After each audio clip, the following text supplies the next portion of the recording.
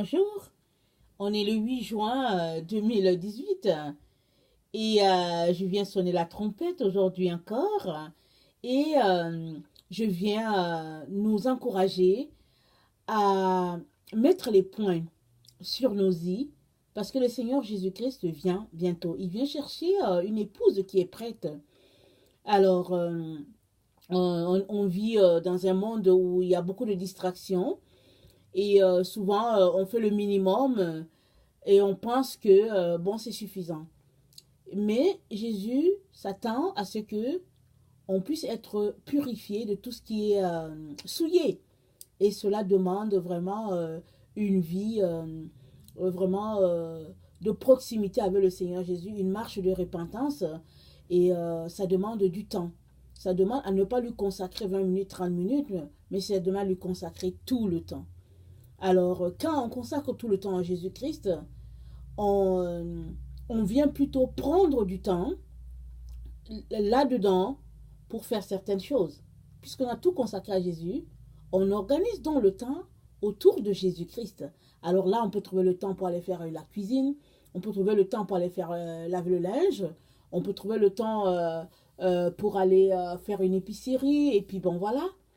Mais si plutôt notre journée organisée et qu'il faut trouver du temps pour Jésus, là ça devient beaucoup plus compliqué parce qu'on peut trouver peut-être 30 minutes pour Jésus-Christ et puis bon, ça s'arrête là. Pardon. Alors, donc, vraiment, faisons tout pour nous apprêter, comme c'est dit dans le livre d'Apocalypse, que l'épouse s'est apprêtée, que les noces de l'agneau sont là et que l'épouse s'est apprêtée. Alors, il est important qu'on puisse s'apprêter. Alors voilà, soyez bénis. Aujourd'hui, je viens apporter une exhortation sur la marche solitaire. Alors, vous savez, la marche solitaire, c'est la marche pour tous ceux-là qui veulent accomplir leur destinée. Alors, c'est une chose, trouver sa destinée, c'est-à-dire la raison pour laquelle on est sur la terre. C'est une chose, la trouver, et c'en est une autre, marcher sur ce chemin-là. Et ce chemin-là requiert qu'on puisse pratiquer la marche solitaire. La marche solitaire, c'est une marche que notre Seigneur Jésus a pratiquée. C'est vrai qu'il est venu sur la terre pour une mission bien précise, il connaissait sa mission. Pendant 30 ans, il a servi dans la maison paternelle et il a été menuisier. Mais après, il a tout laissé et son ministère a duré 3 ans et demi, le temps de former tous ceux-là qu'il a appelés et il s'est multiplié en eux afin qu'eux aussi ils puissent continuer le travail. Alors, quand on lit les évangiles, à quelque part, on tombe souvent sur le fait que Jésus allait prier toute la nuit. Alors, Jésus étant donc notre libérateur, il avait besoin vraiment de prendre du temps avec Dieu le Père pour que non seulement Dieu puisse lui communiquer au fait son programme de la journée suivante, mais aussi il était important qu'il puisse passer le temps dans la prière pour soumettre la chair et puis marcher par l'esprit. Et il était aussi important qu'il puisse passer le temps dans la prière parce qu'il a besoin de cette communion-là avec Dieu le Père. Il a besoin de passer le temps dans la prière parce qu'il a besoin d'avoir du pain sur la planche pour pouvoir enseigner les autres. Donc voilà, tous ces éléments-là sont importants pour quiconque veut marcher sur le chemin de sa destinée. Et ça, c'est une affaire vraiment de marche solitaire. Je pense que j'ai déjà partagé une fois dans notre vie, il fut une fois dans notre vie, mon mari et moi, où vraiment le Seigneur a dû nous taper sur les doigts parce que, bon, on était, c'est-à-dire qu'on prenait tellement du temps avec les gens qu'on n'avait plus le temps pour Jésus. Et quand les gens prenaient congé, alors c'est là qu'on venait s'asseoir pour prendre du temps avec Jésus. Alors le Seigneur nous a fait un reproche, il nous a dit que non, je ne suis pas d'accord avec cette manière de fonctionner parce que vous prenez tout le temps, le meilleur temps, vous l'accordez aux gens, et après vous venez me voir pour qu'on puisse prier, et puis vous êtes déjà fatigué, vous êtes épuisé. Alors il est aussi important de mentionner qu'on avait des enfants, et puis j'étais dans les maternités, c'était pas évident. Mais avant que le Seigneur n'intervienne, déjà, j'avais commencé déjà à faire les remarques à mon mari parce que je subissais les relations. Parce que bon, je ne suis pas une personne vraiment de nature à durer trop longtemps dans les relations. Bon, c'est ça, c'est comme ça que je suis. Et puis mon mari, il me... il m'équilibre sur ce plan-là parce que c'est quelqu'un bon c'est facile pour lui et puis bon il trouve sa joie là-dedans, mais moi je subissais ça. À un moment donné, il fallait que ça soit réglé parce que quand on subit quelque chose, on est souvent dégoûté. Alors le Seigneur a intervenu et le Seigneur a intervenu pour nous dire que non, non, non, vous n'êtes pas là sur la terre pour pouvoir vous asseoir et puis bavarder avec les gens. Vous êtes là pour marcher sur ce que j'ai pour vous. Et ça nous demandait, et ça nous demande encore aujourd'hui, vraiment une vie disciplinée afin de pouvoir marcher sur ce chemin-là. Et parce que ce qui se passe souvent, c'est que la marche solitaire, elle peut être facile à accomplir quand on est avec des amis lointains. Mais elle est très difficile avec les personnes qui sont les plus proches de nous. Parce que on ne veut pas les blesser, on les aime tellement qu'on ne veut pas les choquer. Et donc finalement on est là, on subit et puis à ne pas en finir. Alors ça n'a rien à voir avec euh, la communauté noire, même avec les amis de couleur blanche, c'était pareil. Pourquoi? Parce que tout notre entourage avait constaté que, bon, on pouvait aller se charger chez Ursule et puis son mari, on pouvait aller se charger là-bas. Alors, je donne tout ce témoignage-là pour dire que si tu es quelqu'un qui n'a pas de problème et qui est un arbre verdoyant, les gens vont venir se ploguer sur toi. Tu vas devenir cette prise-là qui va recharger tout le monde, alors que c'est Jésus-Christ la prise. Ce n'est pas toi, ce n'est pas moi, ce n'est pas lui. Chacun doit aller se ploguer sur Jésus, comme on fait avec nos cellulaires pour les recharger. Et Jésus-Christ donc recharge chacun et on vient quinquer pour continuer la marche. Mais s'il faut par exemple que moi, j'aille me ploguer sur toi, alors ce qui va arriver, c'est que toi, à la fin, tu seras épuisé. Moi, je veux continuer de fonctionner un certain temps, mais toi, tu seras complètement épuisé. Mais je veux continuer je veux fonctionner juste un petit temps, pas à plein régime. Parce que seule la personne qui se plogue sur Jésus-Christ fonctionne à plein régime. Mais celui-là qui se plogue sur une autre personne, la personne lui donne juste une partie d'énergie, et alors il faudra qu'elle aille chercher une autre partie à quelque part. Alors, il est donc très important que nous puissions tous saisir que la marche solitaire, c'est la marche de quiconque veut accomplir sa destinée. Et cette marche-là, elle est solitaire vis-à-vis des hommes, vis-à-vis des êtres humains. Mais elle n'est pas c'est pas une marche en solo parce que Jésus-Christ est l'autre personne qui marche avec toi, même si elle n'est pas visible, mais toi tu sais que Jésus-Christ est là et puis lui il veut te former, il veut t'aider à avancer sur ce chemin là qu'il a déjà tout tracé pour toi, parce que n'oublions pas, nous venons sur la terre accomplir notre mission. Ça, c'est un domaine souvent que les gens ne veulent pas s'attarder là-dessus. Et puis plusieurs personnes refusent ça. Mais moi, je suis convaincue que toi, tu es venu en mission sur la terre, moi aussi. Et puis nos missions sont différentes. Même si c'est dans le même domaine, ils sont différents. La preuve est que quand Jésus-Christ a prié pour nous à Gethsemane et que bon, la Bible dit que vraiment c'était difficile, là, il agonisait, il y a Élie et puis je pense que c'était Moïse qui sont venus le soutenir. Ils lui ont rappelé les choses pour lesquelles il était sur la terre. Et Jésus donc est venu pour faire quelque chose et puis Dieu envoie des gens pour le soutenir dans ces moments-là. Et à chaque fois qu'on ne peut plus, Dieu envoie les personnes nous soutenir parce qu'il nous a envoyés pour quelque chose de bien précis.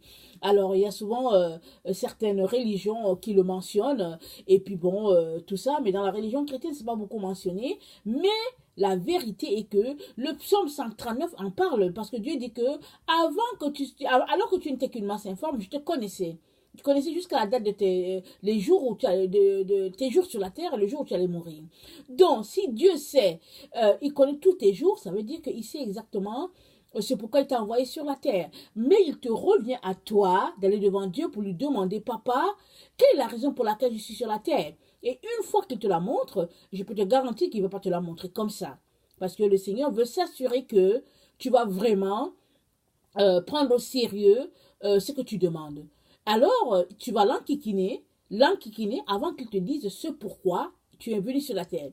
Et une fois qu'il te le dit, alors il faudra encore que tu puisses pratiquer la marche solitaire pour qu'il puisse te dire au jour le jour les différentes étapes pour que tu arrives à cet endroit-là. Alors, une fois que tu connais le chemin de ta destinée et que tu viens devant le Seigneur va te dire, voilà la mission que tu es appelé à accomplir, un peu comme quand Jésus savait à peu près ce qu'il devait faire et à un moment donné, il a dit aux disciples que voilà, écoutez, le Fils de l'homme doit mourir et puis les autres étaient étonnés, mais Jésus, lui, il savait la raison pour laquelle il était sur la terre. Alors, il est très important donc que nous puissions pratiquer cette marche solitaire-là pour qu'à un moment donné, Dieu nous dise exactement la raison pour laquelle on est sur la terre. Et une fois qu'on la connaît, je vous dis, non seulement on porte ce fardeau-là en sachant que waouh, Seigneur, donc c'est à ça que tu m'appelles. Mais aussi, maintenant, on doit travailler et mettre en place une stratégie pour arriver à cet endroit-là. Et la mise en place de la stratégie ne se fera pas sans le Seigneur ou sans l'Esprit de Dieu. Pour cela, tu as besoin de prendre du temps. Si avant, tu prenais peut-être 2 heures dans la présence de Dieu, maintenant, tu es appelé à prendre 4 heures, 5 heures devant le Seigneur parce que il faut que tu réussisses ta mission, il faut que tu l'accomplisses. Alors, il est donc très important qu'on puisse saisir que les personnes qui sont les plus proches de nous, nos amis, les membres de nos familles, sont celles-là qui sont le plus des obstacles sur notre chemin dans l'accomplissement de notre destinée. Je suis désolée de le dire, je ne le dis pas méchamment, mais c'est ça la vérité. Regardez un peu, quand Jésus-Christ était en train de parler, et puis il annonçait le royaume de Dieu, alors des gens sont venus le voir pour lui dire qu'écoutez, il y a ta mère et puis tes frères qui te cherchent. Et Jésus qui s'est tourné, il a dit que mais qui sont ma mère et mes frères? Il dit c'est telle qui est ma mère, telle qui sont mes frères, vous qui êtes là. Alors, pourquoi il cherchait Jésus?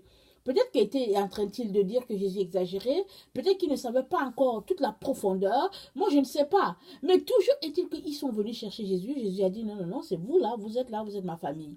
Alors, question de dire que si vous faites la volonté de mon Père, si vous cherchez mon Père, alors vous êtes ceux-là qui êtes connectés à ce que Dieu est en train de faire.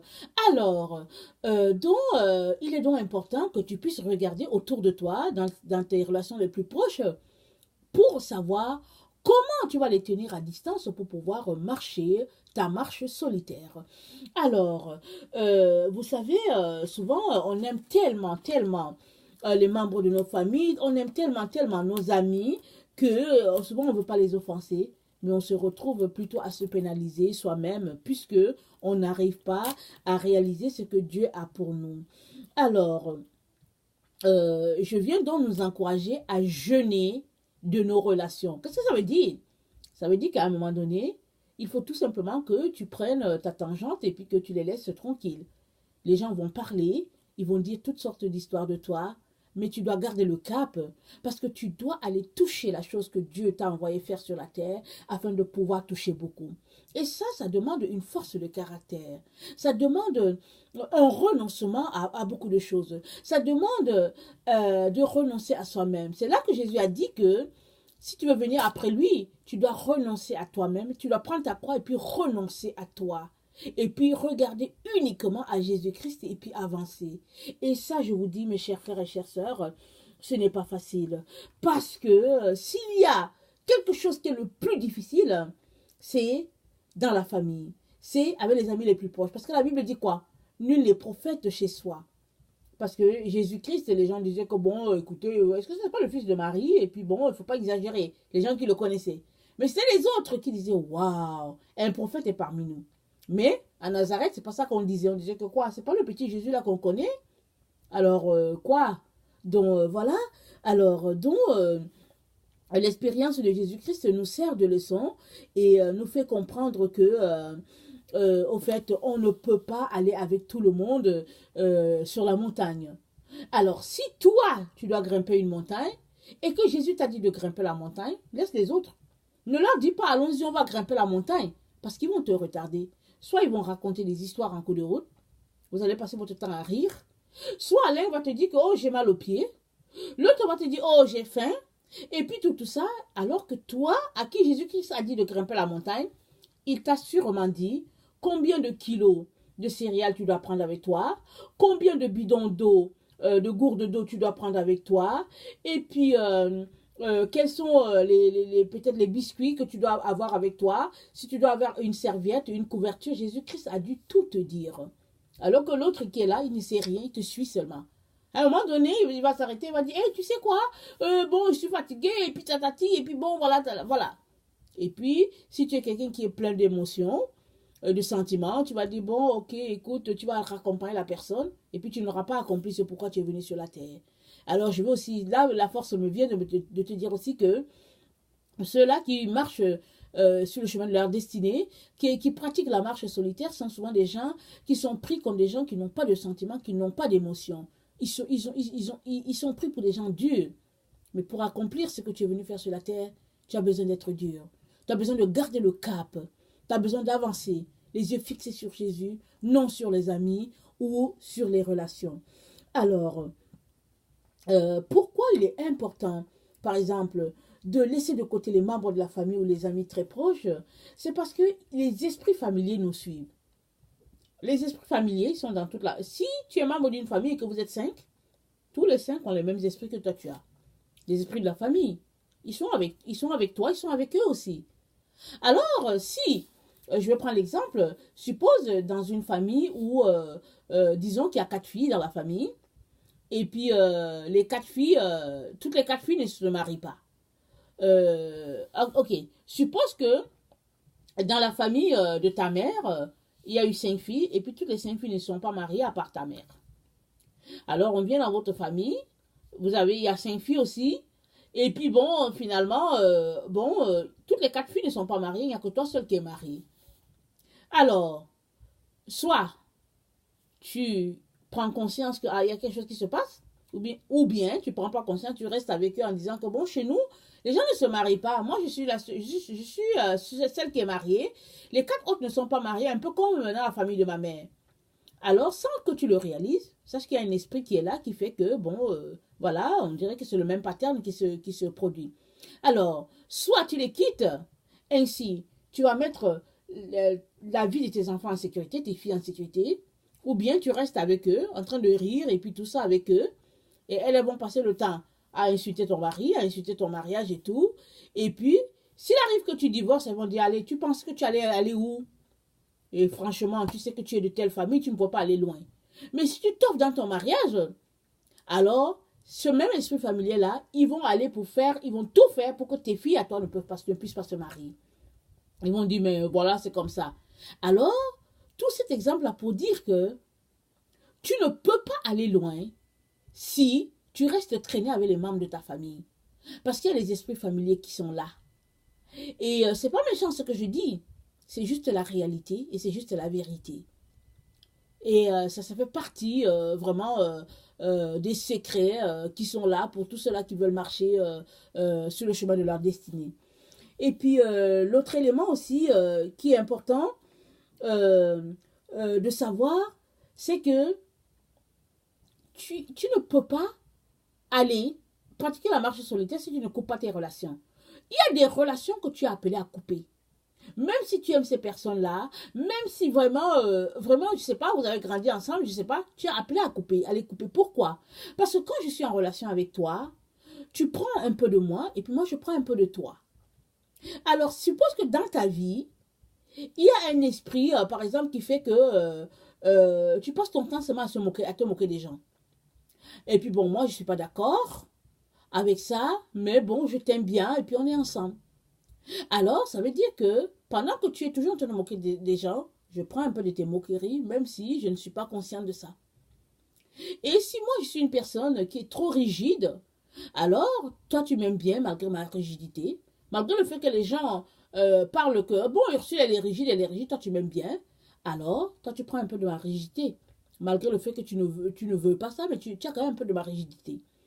Alors, si, pour marcher, la marche solitaire, la rigidité est demandée, est un prérequis, si on peut le dire comme ça, alors que je traîne avec quelqu'un qui passe son temps à se moquer des autres, ça va m'empêcher d'aller plus loin. Parce que je ne vais pas avancer.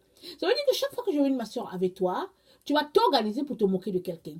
Et la moquerie, c'est un péché, la Bible le dit, n'est-ce pas? Alors, si je suis très consciente de ce que je suis appelée à faire sur la terre et que je vais avancer, il est donc très important que je puisse m'excuser auprès de toi, que je puisse te dire, notre relation s'arrête là. Que je puisse venir demander pardon au Seigneur d'avoir traîné dans cette relation-là, mais que je coupe pour avancer. Parce qu'on ne peut pas faire chemin ensemble. Sachant que Jésus-Christ dit que les moqueurs, les adultères et tout, ils vont finir en enfer. Alors je t'aime, je ne peux pas te changer, la seule personne qui peut te changer, c'est Jésus. Alors la seule chose qui me reste à faire, c'est de te quitter. Alors, je donne ces exemples-là comme ça pour nous faire réaliser que pour accomplir sa destinée, cela demande vraiment d'avoir une colonne, d'être solide dans notre façon de fonctionner. Sinon, on ne peut pas y aller. On ne peut pas y arriver. Et la seule façon d'être solide, c'est de décider de pratiquer la marche solitaire. Alors souvent, les gens n'aiment pas beaucoup la marche solitaire parce que souvent c'est comme si c'est une punition. Et puis bon, ce qui fait qu'ils se disent, mais non, écoute, si Dieu voulait que je sois solitaire sur la terre, il n'allait pas me mettre dans une famille. Le fait que Dieu m'a mis dans la famille, c'est la preuve que, bon, en tout cas, il ne veut pas que je sois seul. C'est correct ton raisonnement. Si c'est comme ça que tu raisonnes, mais tu n'accompliras pas ta destinée. Parce qu'on n'accomplit pas sa destinée avec les autres. On accomplit sa destinée toute seule, tout seul. Et souvent, ce que Dieu fait, il te place dans une situation que, bon, finalement, tout le monde te fuit. Alors, quand tout le monde te fuit, Jésus-Christ dit, fine, enfin, tu es à moi. Alors, c'est ça. Parce que souvent, Jésus-Christ nous parle, on ne comprend pas. Alors, au finish, ce qu'il fait, il dit, bon, ok, il fait que les amis avec qui tu es, bon, il y a un problème qui part, et puis bon, finalement, les amis t'énervent, et puis tu t'en vas. Ou bien les amis s'énervent contre toi, et puis ils s'en vont, et puis Jésus dit, bon, débarras, bon, viens ici, je veux te parler maintenant. Alors, excusez-moi que je dis ça comme ça, mais c'est comme ça le schéma. Alors, donc, l'exemple qui me vient, c'est l'exemple du lépreux. Alors, regardez un peu, je ne sais pas dans quelle partie, j'ai l'impression que c'est dans Matthieu. Alors, la société, avant, puisque la lèpre ne se guérissait pas, et on sait tous que c'était contagieux, alors la société avait fait une place aux lépreux. Les lépreux, il y avait un endroit fait pour eux, et quand quelqu'un attrapait la lèpre, la famille l'accompagnait là-bas parce que la famille ne voulait pas être contaminée. On l'accompagne dans cet endroit-là et il demeurait avec les autres lépreux. Alors, ce passage-là dans Matthieu, je pense que c'est Matthieu 5 ou bien Matthieu 7. Alors, c'est dit que Jésus-Christ est allé sur ce mont-là. Je pense que c'est là où il y avait les béatitudes, si je ne me trompe pas. Et là, il s'est dit que Jésus-Christ les guérit tous. Et quand il est descendu de la montagne, et il y a un lépreux qui s'est approché, qui a dit, Seigneur, est-ce que tu ne veux pas me guérir? Et la Bible nous dit que Jésus-Christ lui a dit, sois pur. Et ça, c'est beaucoup d'audace. Parce que la société lui a donné sa place. La société lui a dit, tu ne traverses pas cette barrière-ci. Tu es lépreux, tu ne peux pas être avec nous. Donc ce monsieur-là, il a très bien compris, il s'est tenu très loin des gens. Peut-être qu'il s'est tenu de telle sorte que même les gens ne l'ont pas vu. Parce que si les gens les voyaient, les gens allaient commencer à lui lancer la pierre, parce que personne ne veut attraper cette maladie, n'est-ce pas?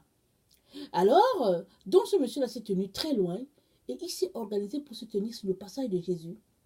Il a été audacieux. Il est venu jusque-là, il a franchi les barrières de la société, et il a dit, ne veux-tu pas me guérir? Et Jésus lui a dit, sois pur.